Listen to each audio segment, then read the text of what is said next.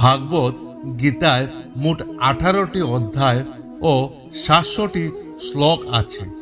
গীতার বাণী জীবনে চলার পথে সঠিক দিশা দেখায়।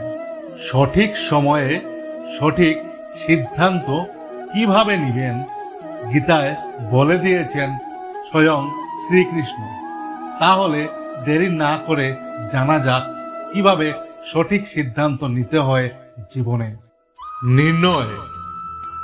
নির্ণয় নেওয়ার মুহূর্তে আমরা সর্বদা কোনো অন্য ব্যক্তির উপদেশ, সূচনা, বঞ্চনা বা পরামর্শকে আধার করে থাকি, আর আমাদের ভবিষ্যতের আধার হয়ে থাকে আমাদের আজকের নেওয়া সিদ্ধান্ত।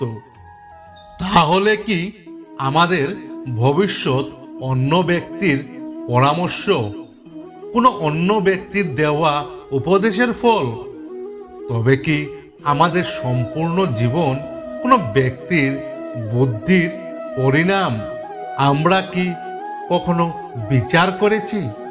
সবাই জানে যে ভিন্ন ভিন্ন লোক একই পরিস্থিতিতে ভিন্ন ভিন্ন পরামর্শ দিয়ে থাকে।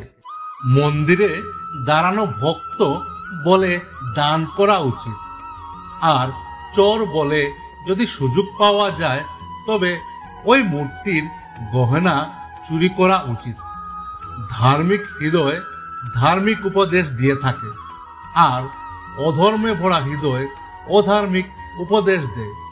এই ধর্মময় উপদেশ পরামর্শ স্বীকার করলে মানুষ সুখের দিকে যায়, কিন্তু এরকম পরামর্শ স্বীকার করার আগে স্বয়ং নিজের হৃদয়ে ধর্মকে স্থাপন করা কি অনেক বেশি জরুরি নয়? স্বয়ং বিচার করুন।